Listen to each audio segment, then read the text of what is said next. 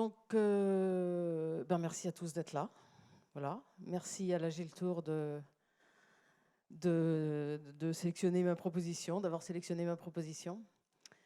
Merci à tous les sponsors, sans qui sûrement l'événement n'aurait pas le succès qu'il a tous les ans. Et il n'aurait peut-être même pas lieu dans un lieu aussi agréable.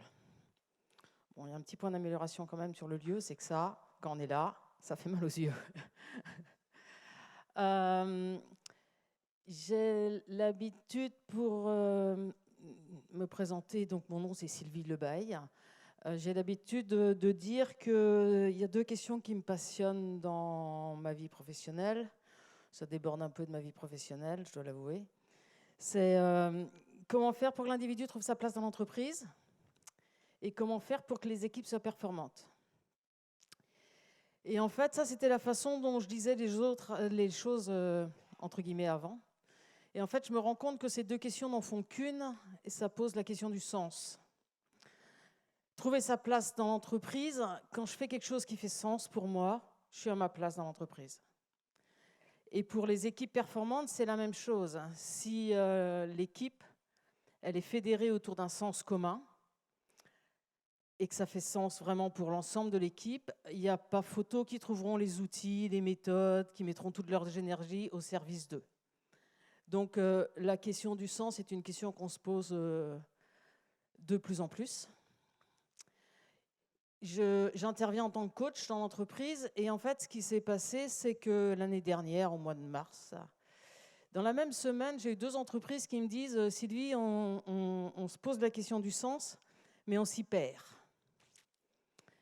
Et on s'y perd, on réfléchit tellement sur le sujet qu'on part dans tous les sens et qu'on n'arrive plus à garder une ligne directrice. Et c'est comme ça que je me suis, je vais vous dire le mot qui m'est venu, amusée à poser quelques éléments sur la question du sens. Alors la proposition que je vous fais, c'est qu'on va replacer un petit peu le contexte rapidement. Donc ça ne marche pas les animations, parce que là on est passé en PDF, parce que sur le Mac ça ne marchait pas. Bref, donc j'ai perdu mes animations. Hier, on était dans un monde qui était plus ou moins stable, donc on pouvait prédire les choses, vous savez ça, et le monde était presque un petit peu routinier, un peu plus défini. Et aujourd'hui, on est passé dans un monde que l'armée américaine a dénommé VUCA, volatile. Il y a des changements qui sont de plus en plus intenses et de plus en plus fréquents. Et on est dans un monde incertain, les changements font qu'on ne peut plus prédire, et chacun d'entre nous, on le vit dans un quotidien. On est dans un monde de plus en plus complexe parce qu'il y a de plus en plus d'interactions et on est dans un monde ambigu. J'aime bien qu'on soit dans un monde ambigu parce que c'est vrai qu'hier, moi, je ne comprenais pas comment on voyait le monde en noir et blanc et ça me fait plaisir de voir que le gris existe désormais. Et le gris, c'est à un moment donné, on est confronté à avoir du noir et du blanc. Donc on passe d'un monde du ou à un monde du et. Et ça change tout en fait. Ah oui, ça ne marche pas du tout en fait. Je vais vous demander, alors attendez, supposons que vous n'ayez pas le temps de lire. Supposons, on est entre nous. Voilà, la question que j'allais vous poser, c'est qu'est-ce qui nous fait dire qu'une situation est complexe ? Qu'est-ce qui nous fait dire qu'une situation est complexe ? Alors, je crois qu'il peut y avoir des micros ou sans micro dans la salle. Et je dis, comme j'ai dit l'année dernière, je veux bien ne pas être toute seule. Donc, n'hésitez pas s'il vous plaît, à des éléments de réponse. Qu'est-ce qui nous fait dire qu'une situation est complexe ? Ah. Allô, voilà. Qu'on n'arrive pas à la modéliser. Oui, exactement. Est-ce qu'il y en a d'autres qui veulent s'exprimer ? C'était pareil. Donc effectivement, pardon, allez-y, bien sûr. On ne sait pas le résumer en 2 phrases. On ne sait pas le résumer. Et c'est exactement, enfin voilà, je dis la même chose. Hein. Complexe, ça veut dire ce qui est tissé ensemble. Et quand il y a des nœuds, quand il y a des liens dans tous les sens, limite, c'est le bordel. Mais c'est vrai que ça veut dire qu'on est face à une situation qui est... et quand on dit qu'une situation est complexe, on est en train de reconnaître notre difficulté à appréhender la situation. Et rien que déjà de fait de reconnaître qu'on est dans une difficulté, on a déjà fait un pas. Et la différence, je voulais juste qu'on soit bien d'accord sur la différence entre complexe et compliqué. Qu'est-ce que c'est qu'un truc qui est compliqué? Je sais que c'est écrit, mais bon. Une situation compliquée, c'est quoi? Construire un Airbus. J'avais monté un meuble Ikea, mais chacun son niveau de difficulté. Mais les deux sont bien. Mais les deux sont bien. Et effectivement, alors pour l'Airbus, je ne sais pas parce que je n'ai pas fait, mais on va prendre l'exemple du meuble Ikea. Le meuble Ikea, c'est compliqué, mais ils ont fait un mode d'emploi. Si vous faites d'abord ça, et ensuite ça, et après ça, et ensuite ça, de manière très linéaire, on va s'en sortir. Et ce mode de fonctionnement linéaire, il ne marche pas dans le complexe. Okay, c'est la différence entre les deux. Le mode de fonctionnement compliqué, mode de fonctionnement linéaire, la façon dont on l'a résolu initialement dans les entreprises, c'est on divise toutes les tâches. Exactement comme Ikea, vous allez d'abord mettre cette vis-là, vous allez ensuite faire ça, et ensuite, et ainsi de suite. Donc ça, c'est un mode de fonctionnement où on a divisé les choses. Donc en plus, il y avait le contrôle et ce genre de choses, mais le mode de pensée, parce que c'est de ça dont on va parler, le mode de pensée, c'est de séparer les choses pour pouvoir les rendre, pour les simplifier, et ensuite on va remonter tout ça. Et c'est ce qui a conduit à deux représentations du monde que chacun d'entre nous connaît, soit la pyramide de l'entreprise, et comme vous êtes un public d'agilistes, ben, le cycle en V, c'était exactement le même mode de pensée, sur des plans différents, mais c'est comme ça qu'on a pensé les choses. Et ça donnait des résultats. Ça donnait des résultats dans un monde stable, ça marche très très bien. Autrement, on ne serait pas là, on n'aurait pas la techno autour de nous, on n'aurait pas tout ça. Le seul problème, c'est que ce mode-là ne fonctionne plus puisque nous ne sommes plus dans un monde stable, que nous sommes dans un monde volatile, incertain, complexe et ambigu. Et donc, de la même manière que les agilistes sont passés d'un mode de fonctionnement linéaire à un mode de fonctionnement circulaire, avec les technologies agiles, le monde de l'entreprise est en train de passer d'un mode linéaire à un mode réticulaire. J'imagine que je ne vous apprends rien, c'est juste que c'est intéressant de regarder, ne serait-ce que la représentation qu'on en a. Dans un cas, c'est très linéaire, et j'ai mis dans le petit teasing, dans la petite présentation, pardon, de la présentation. J'ai parlé que les chamans, si on leur pose la question du sens, c'est une question qui ne se pose pas, ils ne la comprennent même pas. Alors, au-delà du chaman, il n'y a rien dans la nature qui est linéaire. La terre est ronde, le soleil est rond, je coupe un arbre, c'est rond. Je ne coupe pas le bras, mais si je devais faire ça, il serait rond. La veine, pareil, tout est rond. Et cette énergie chamane, peuple traditionnel, ils sont connectés à la nature, donc ils voient le monde de manière très circulaire. Et c'est exactement le monde dans lequel on est en train de passer, vous le savez. Hier, dans un monde linéaire, si on parle un petit peu d'écologie, hier, dans un monde linéaire, j'achète mon frigo, j'utilise mon frigo, je jette mon frigo. Dans le monde circulaire, de l'économie circulaire, j'achète mon frigo, j'utilise mon frigo, et quand il est HS, je le recycle. Donc c'est juste un mode de pensée complètement différent.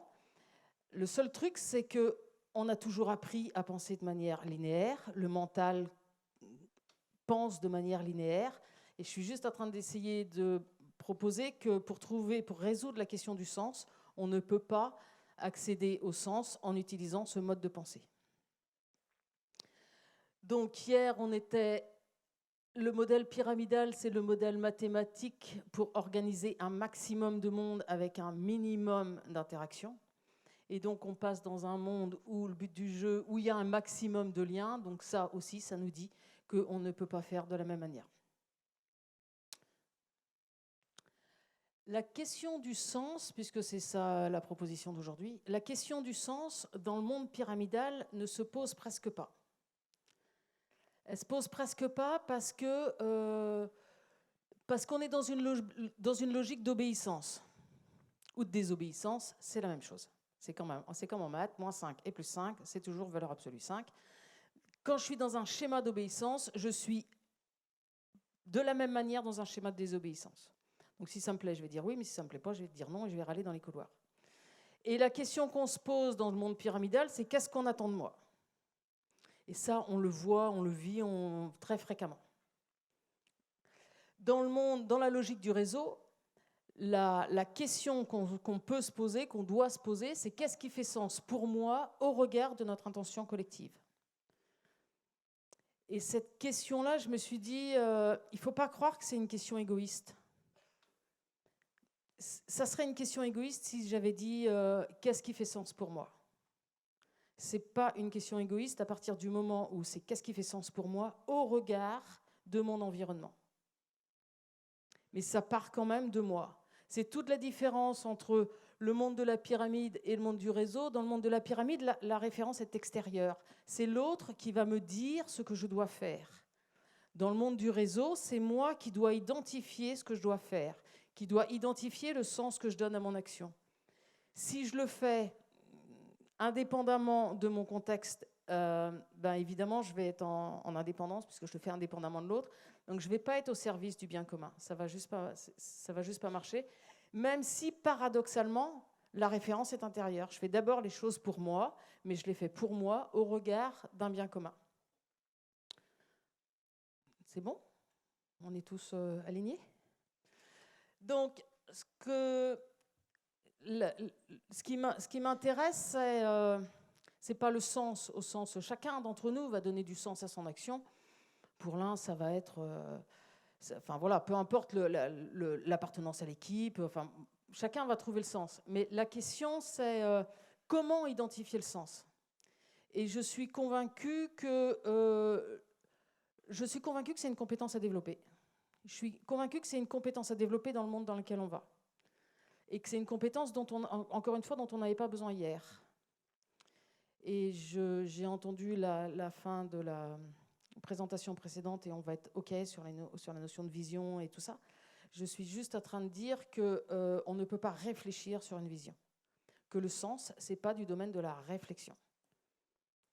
Est-ce qu'on est en phase?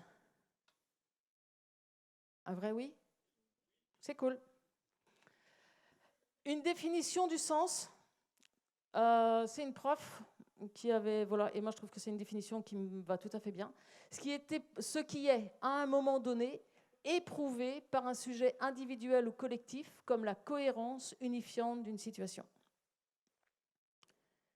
Est-ce que je peux vous demander quel est le mot qui vous parle le plus dans cette définition?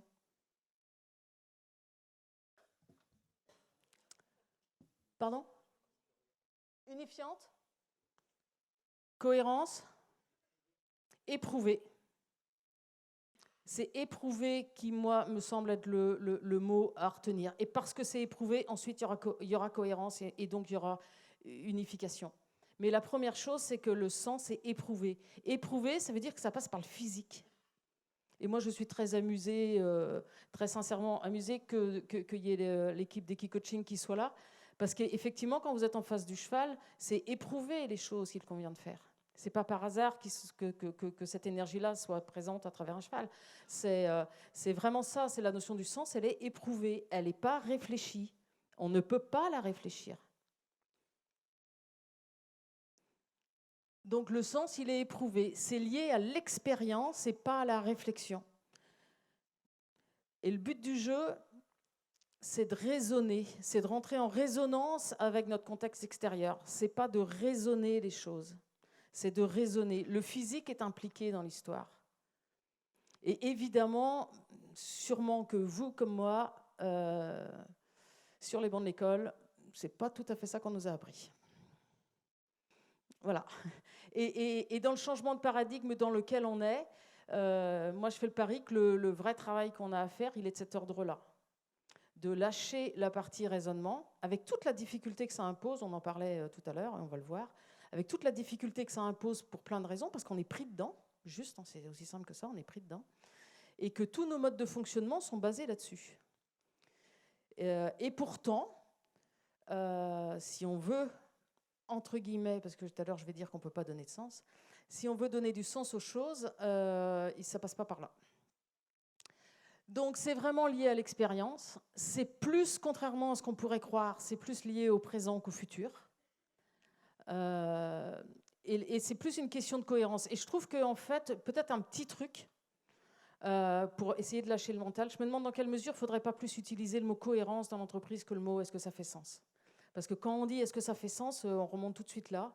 Alors que quand on dit est-ce que c'est cohérent, il me semble que le physique, que la résonance est beaucoup plus vite engagée. Et c'est la cohérence qui va engendrer la direction. C'est pas je cherche une direction, ça doit être le transparent d'après. On peut pas, le sens, c'est pas quelque chose que l'on cherche. Et c'est là que c'est difficile dans nos modes de fonctionnement actuels. Parce qu'il faut accepter que ça émerge. Mais ni vous, ni moi, ni personne, on sait quel est le bon moment pour que ça émerge. On ne sait pas quand ça va émerger. Par exemple, c'est de l'émergence. Donc on ne sait pas. Alors que le mode linéaire, lui, il pouvait planifier les choses. Il disait, on va faire ça à telle date. Basta, c'était fait, c'était posé. Si on est dans le monde de l'émergence, eh ben, il y a un moment où on a l'info et puis il y a un moment où on n'a pas l'info. Et je souriais. C'est la première fois que ça m'arrive, mais j'étais encore en train de changer ma présentation ce matin parce qu'il y avait des trucs au réveil ce matin, il y avait d'autres trucs que je voulais aligner. Ça émerge. Voilà, c'est aussi simple que ça. Alors, je trouve qu'en ce moment, on parle beaucoup de donner du sens et je trouve qu'il y a une dérive derrière. Ce sera mon petit coup de gueule rapide et très léger en plus. Je trouve qu'il y a une injonction à donner du sens. Et tant qu'on sera dans l'injonction de donner du sens, on n'y arrivera pas. Ça ne peut pas être une injonction. C'est en ce sens-là que je dis qu'on ne peut pas donner du sens. Si le sens, identifier le sens devient un truc à la mode de management, on va juste passer à côté du truc. C'est-à-dire qu'on aura compris, mais on passera à côté de la cible. Et cette injonction, on voit régulièrement, j'en ai lu, et si vous demandez à votre moteur de recherche préféré des trucs sur donner du sens, on demande aux managers de donner du sens. C'est pas comme ça, ça peut pas être une injonction. Il faut que ça vienne de l'intérieur, ça peut pas venir de l'extérieur. Alors ça veut pas dire qu'il faut pas se mettre en chemin, j'ai pas dit ça, mais pas de cette manière-là. Donc on ne peut donner du sens qu'après l'avoir éprouvé. Et ensuite, on va donner du sens au sens partager ce que j'ai ressenti ou ce que j'ai senti. OK ?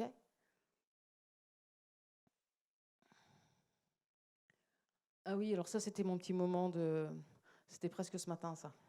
C'était je me suis dit qu'on allait s'offrir un petit moment d'ambiguïté.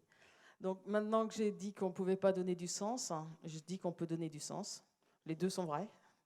En fait, ceux qui donnent du sens sont juste dans leur cohérence. C'est des gens qui, comme disent les Amérindiens, qui marchent leurs paroles.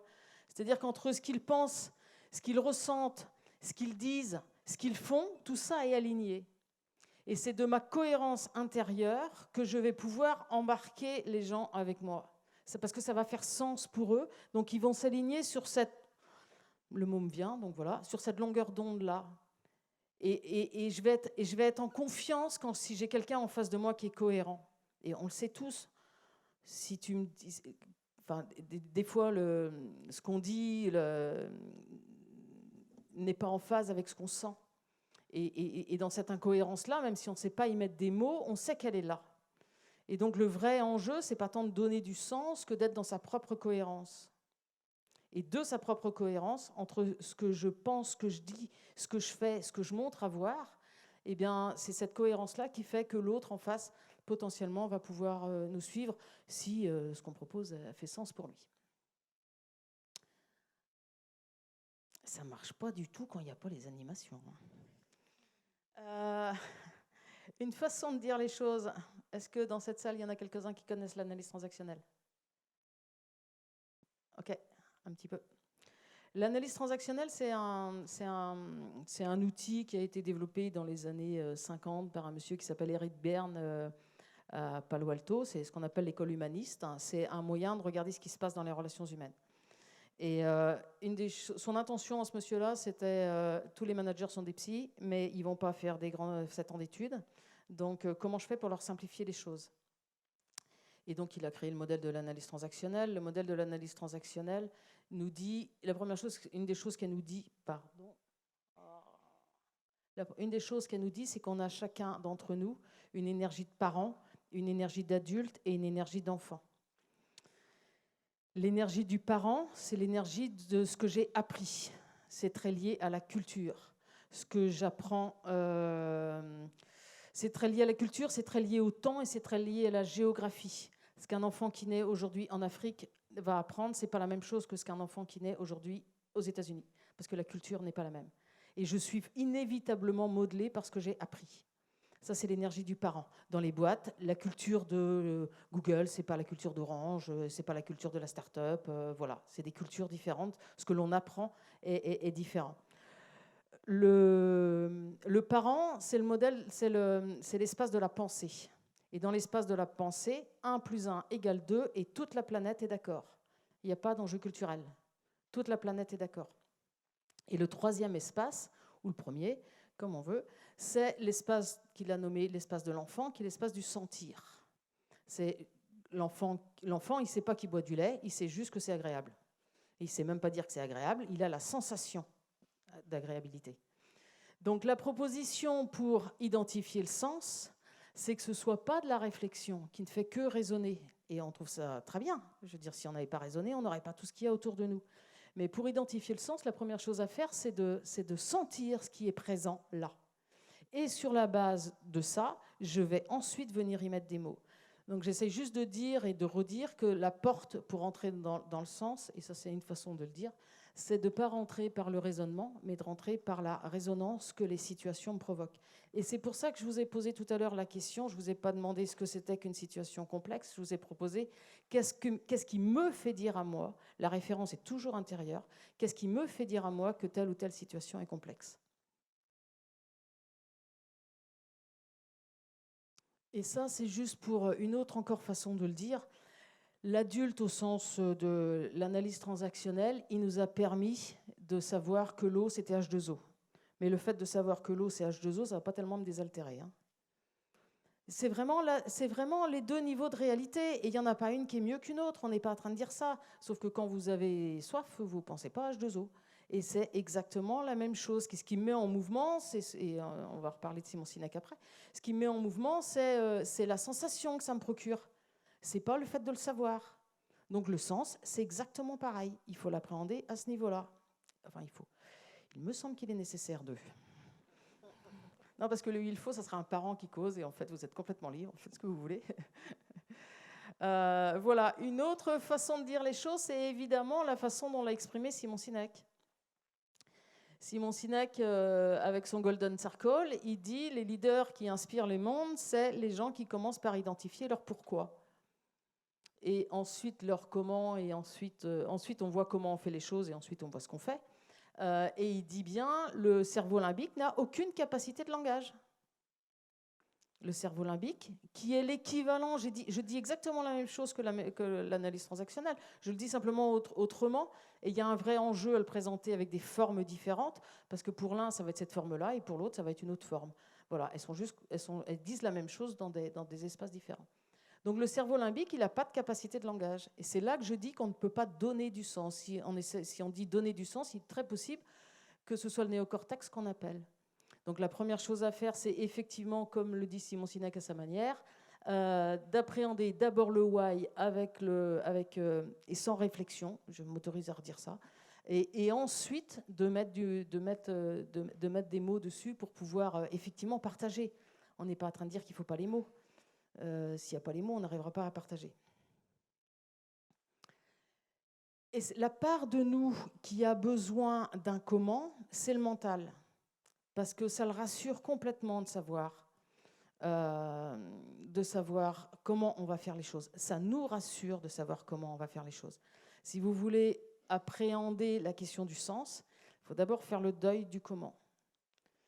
Et monsieur Viktor Frankl, qui est un monsieur qui a traversé les camps de concentration, et donc ça c'est pas la partie drôle, et qui se posait la question de savoir qu'est-ce qui fait que certains d'entre eux tenaient dans les camps de concentration et d'autres non, disaient que c'était ceux qui avaient un why. Simon Sinek il a inventé une forme qui est vraiment parfaite, qui est actuelle par rapport à nous, mais les choses ont déjà été dites. Et c'est normal, on réinvente rien, il ne faut juste pas rêver.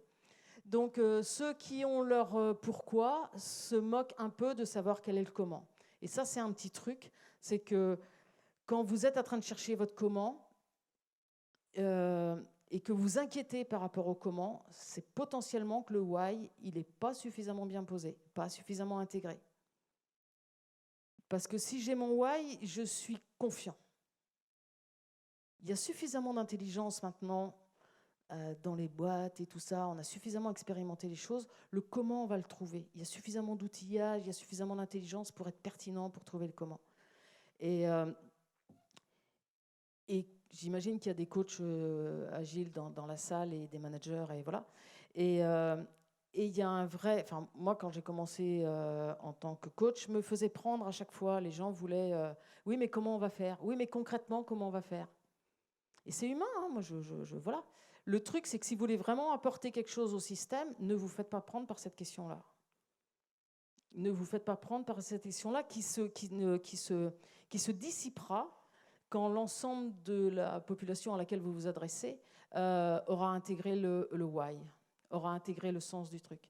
Donc il faut vraiment prendre le temps d'intégrer ça et ensuite, le comment, ils iront, ça leur fera plaisir d'aller le chercher. Ça ne sera plus une inquiétude. Ça sera un vrai plaisir d'aller identifier le meilleur comment, ou le meilleur quoi, ou voilà. Donc, est-ce que j'ai des remarques sur ce que je viens de dire? Est-ce que j'ai des questions? Là, je suis trop... Est-ce qu'il y a des questions? Je veux bien pas être toute seule.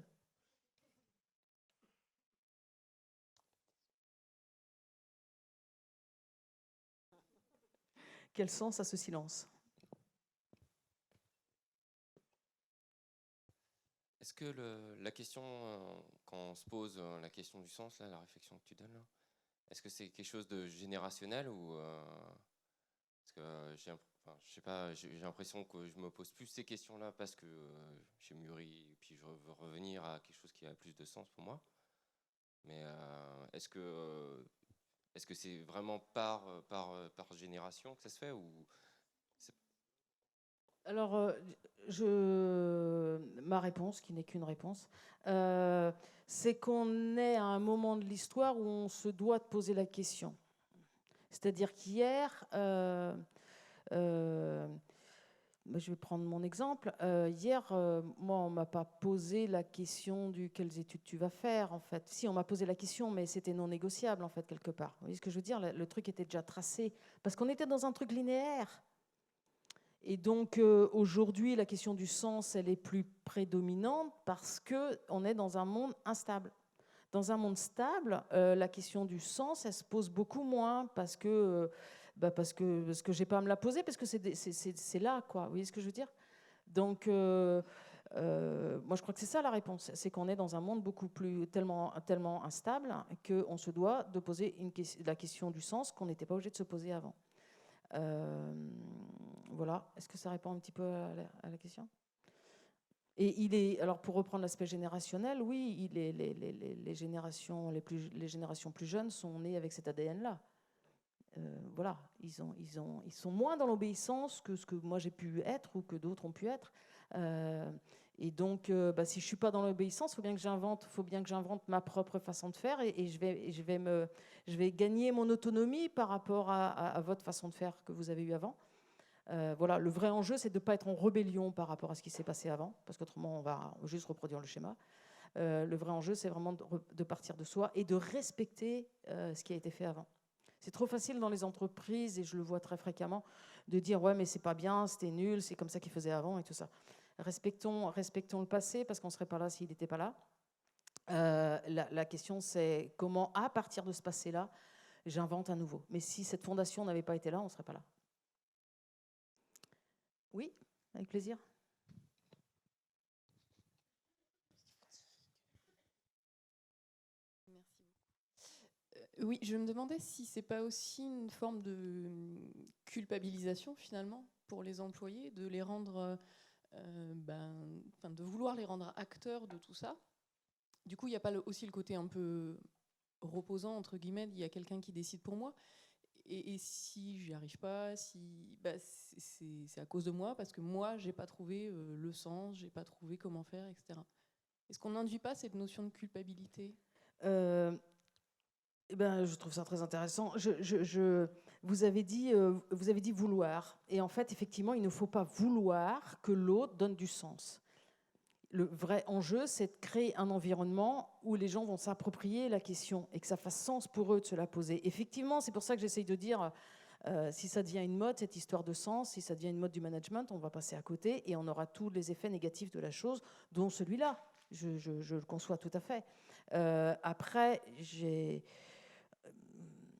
plaisir à travailler avec des boîtes où les patrons de boîte, ils sont vraiment très sincèrement dans cette logique-là. C'est-à-dire, ils sont sincèrement dans une logique de dire, mais je ne peux pas tout tenir. Je ne peux pas. J'ai besoin de vous. Et c'est sincère. Donc, c'est vrai, ça doit être vrai de la partie, entre guillemets, hiérarchique. À mon avis, il existera encore un petit bout de temps. Mais l'intention qu'il a doit être vraiment sincère, quoi. Il ne le fait pas pour se décharger ou pour mettre les gens en difficulté. Après, il est clair, ce que j'ai dit aussi, donc ça c'est d'un côté, du côté entre guillemets du salarié, pour reprendre ce mot-là que j'aime pas, mais c'est pas grave, c'est vrai que ça nécessite quelque chose de différent de tout ce qu'il a toujours appris. Voilà, ça nécessite quelque chose de différent et ça nécessite d'aller chercher une énergie complètement nouvelle. Donc, c'est pas simple. Voilà. Mais le vrai enjeu, c'est de ne pas vouloir donner du sens. Parce que le vouloir, c'est l'ego en nous, et si l'ego s'en mêle, on va passer vraiment à côté. Merci. Bonjour. Bonjour. Là, justement, tu viens de parler du fait que ça venait plutôt du patron de l'entreprise. Comment, alors c'est un comment, hein, je ne sais pas comment tourner ma phrase différemment, mais comment ça peut venir justement plutôt des employés, enfin de plus bas en fait, tout simplement, hein, de n'importe où. J'ai ma réponse. Je ne sais pas. Merci. En fait, c'est une question à laquelle on est confronté régulièrement. C'est une question à laquelle on est confronté régulièrement. Et c'est toujours la même chose. Alors, je vais vous raconter rapidement cette petite anecdote. Il y a un patron de boîte de l'agroalimentaire bien connu, bref, dans notre région préférée, qui un jour m'a dit, Sylvie, vous savez, les escaliers, on les nettoie du haut vers le bas. Et donc, s'il n'y a pas une impulsion là-haut, ça marche. Enfin, voilà, ça donne pas les mêmes résultats en tout cas. C'est plus facile. Et c'est pas pour ça qu'il faut pas. C'est une discussion qu'on avait presque ensemble l'autre jour. C'est pas pour ça qu'il faut pas y aller là où vous êtes. Et avec potentiellement un management ou une hiérarchie qui n'est pas complètement en phase avec l'idée. Parce que c'est à force d'avoir ces énergies-là qui viennent taper à la porte qu'on va finir par ouvrir la porte. Et c'est vrai que ça peut être difficile, hein, ça peut être usant, ça peut être démoralisant, ça peut être tout ce que l'on veut. Mais est-ce qu'on a le choix ? Je dis souvent que la différence entre le leader et le manager, c'est que des mots, mais c'est en termes d'énergie qu'il faut comprendre le truc. Le manager, il a besoin d'un résultat. Le leader, il défend une cause. Et si je défends cette cause-là, je ne sais pas si j'aurai un résultat, mais j'aurais fait avancer le schmilblick de là où je suis avec ce que j'ai fait. Et tout ça, ça synthétise en je ne sais pas. Voilà. Bon.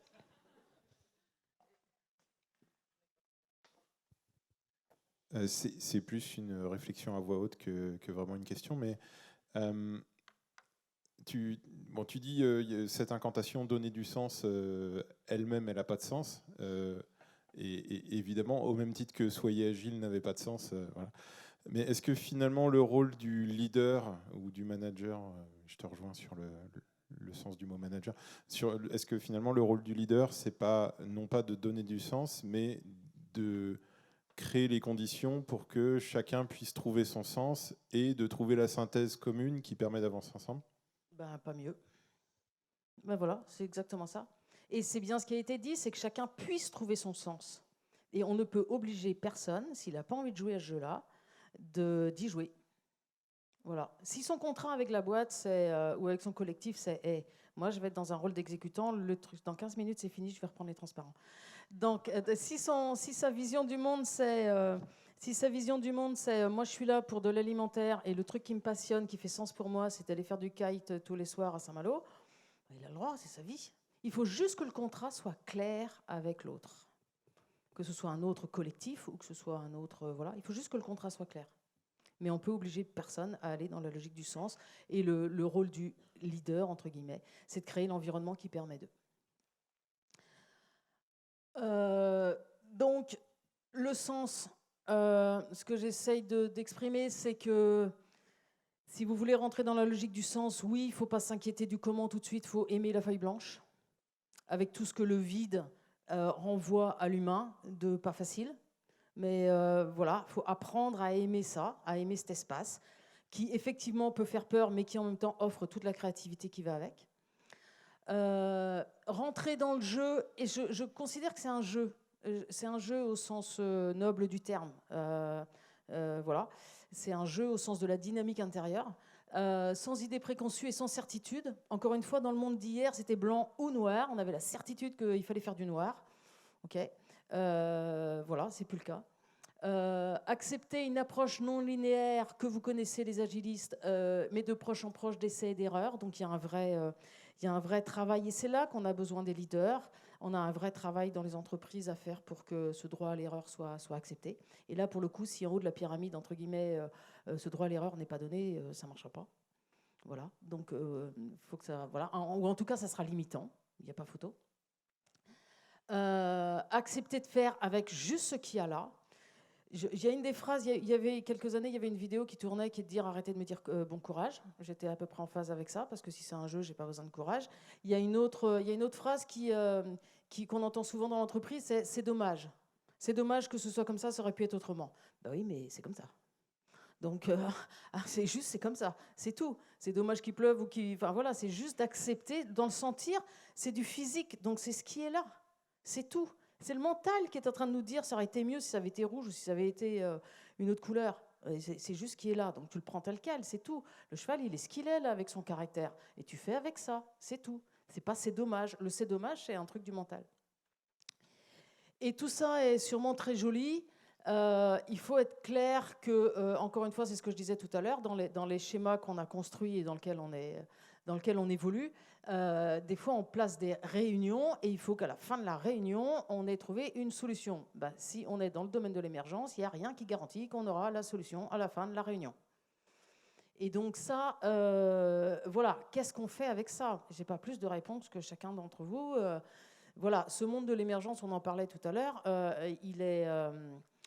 J'espère qu'il vous fait envie, en tout cas moi je pratique, mais c'est vrai que quand il faut aligner ça avec le monde dans lequel on vit, qui est que le 29 au soir, il y a des gens qui doivent appuyer sur des boutons pour que tous les salaires soient versés, peut-être que ce n'est pas tout à fait compatible non plus. Voilà, c'est pas si simple que ça. Donc oui, on peut aussi dire que toutes les hiérarchies ne jouent pas le jeu. Elles ont des contraintes, encore une fois, qui sont qu'on leur impose, nous, qui fait que c'est peut-être pas si simple que ça d'être dans l'émergence et qu'il y a besoin de contrôler un peu les choses.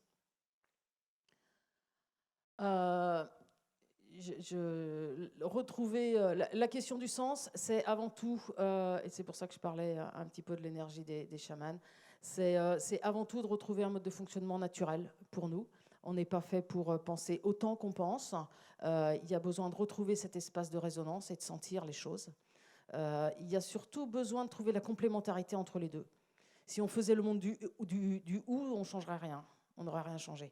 Ce n'est pas par hasard que les chamans qui ont l'habitude d'être dans la nature et de voir les choses à travers la nature et de bien sentir les choses, ce n'est pas par hasard que ce n'est pas eux qui ont fait les ordinateurs et qui ont fait tout ça, et ils les utilisent, il ne faut pas rêver.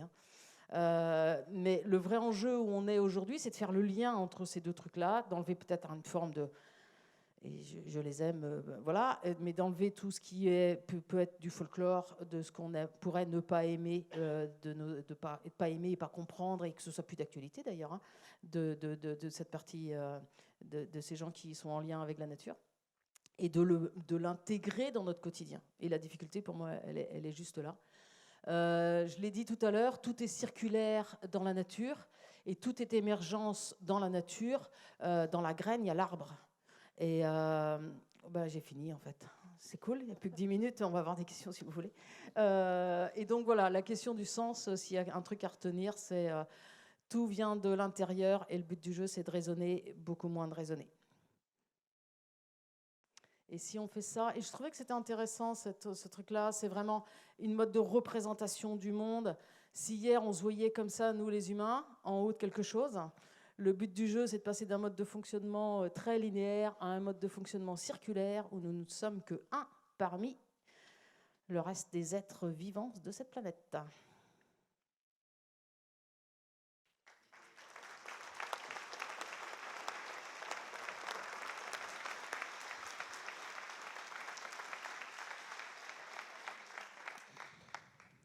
Et donc, comme il reste quelques instants, c'est avec plaisir qu'on peut reprendre une série de questions. Oui, allez-y. Qu'est-ce qui se passe si une entreprise ne se pose pas la question du sens? Vous voulez vraiment ma réponse? Bah oui. Durée de vie, court terme ou moyen terme. Bah ouais, ça ne tiendra pas longtemps. Ça tiendra pas longtemps. Voilà, ma vision du monde, c'est celle-là. Après, voilà, après ça peut durer, hein, mais c'est plus là qu'on est. Donc, un jour où ça... Mais même en termes de recrutement, ça ne marchera même plus. Même en termes de recrutement, ça ne marchera plus. C'est plus cette énergie-là qui est là. Oui, bonjour. D'abord, merci Bonjour. pour ce moment très Merci. revigorant, je trouve. Ok. Une question assez personnelle. Qu'est-ce qui vous a fait évoluer vers cette notion de sens dans votre parcours? Réunion avec moi-même. Qu'est-ce qui m'a fait évoluer sur cette question du sens? Alors, très sincèrement, je crois que j'ai toujours été embêtée qu'on donne. J'ai toujours été embêtée avec le monde de l'obéissance, en fait. C'est aussi simple que ça, je crois. J'ai toujours pas compris.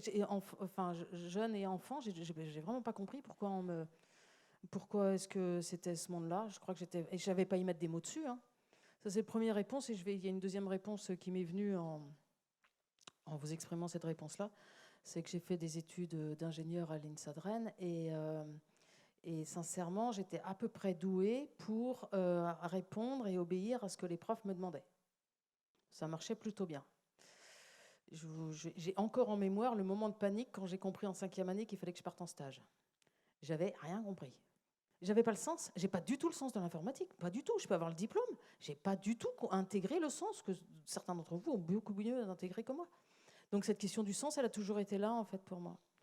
Et voilà, c'est vraiment ça. Et c'est vraiment les deux niveaux. Hein. La vie, c'est un truc complexe. Il faut l'appréhender par niveau. À un certain niveau, je peux obéir et je peux répondre à faire les petits exercices qu'on me demande, même être assez maligne pour faire des travails de groupe avec les gens qui sont bons. J'ai un vrai souvenir. Mais pas avoir compris, quoi. Le jour où il faut que j'y aille seule, moi, je ne sais pas faire. Je sais pas faire. Je n'ai pas compris la globalité. Et c'est bien cette histoire de l'agilité, c'est-à-dire on commence par appréhender la globalité, et puis ensuite on va rentrer à l'intérieur.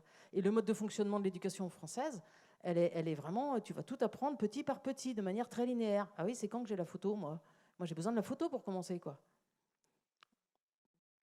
OK? Est-ce qu'on prend... Il y a une question là-bas. Merci, merci. Merci. J'avais une question justement qui fait lien avec l'adolescence. Moi, j'ai des adolescentes qui sont en pleine... pas la crise, non, mais qui se posent beaucoup de questions sur pourquoi je dois apprendre, pourquoi je dois aller à l'école pour apprendre, parce que je ne sais pas ce que je veux faire. Comment on peut les amener à donner du sens, les exercices, je sais pas, comment travailler avec eux pour donner du sens, qu'ils trouvent le sens de leur vie. Oui, alors Putain.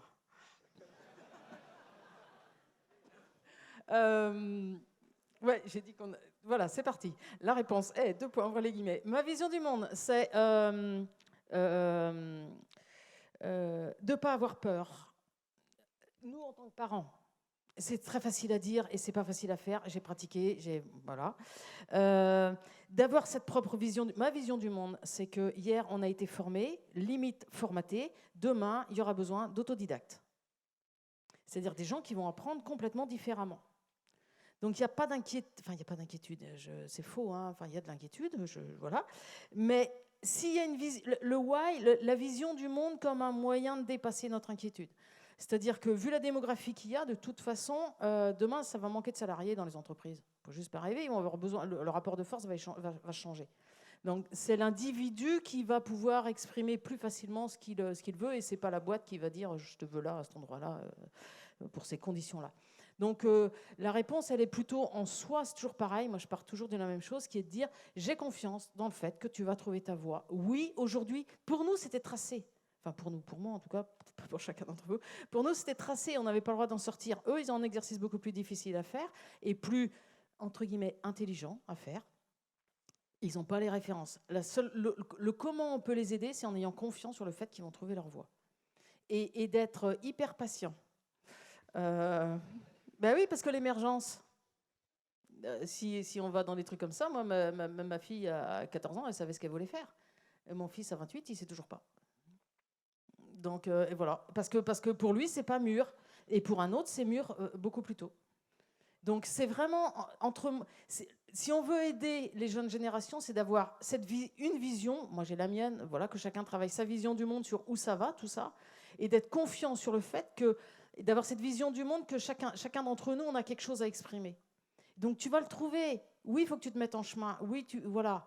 Et je peux même entendre, alors pour le coup, je peux même entendre que dans une salle de classe on ne puisse pas le trouver. C'est clair. Parce que ne serait-ce que c'est des murs, c'est statique, ils ne sont pas en mouvement.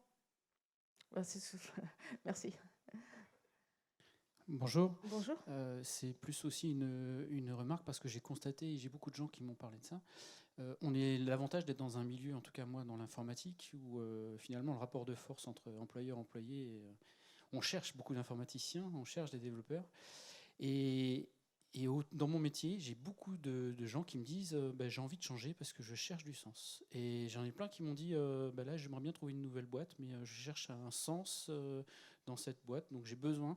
Et du coup, j'ai l'impression que le rapport de force, en tout cas dans ces sociétés-là, s'inverse complètement, où l'employeur, il est plutôt à essayer plutôt de séduire pour les garder, et du coup, apporte du sens. Mais peut-être que dans des entreprises où il n'y a pas ce besoin d'embaucher, ils sont un peu plus puissants pour dire non, ça sera comme ça et pas autrement, je sais pas.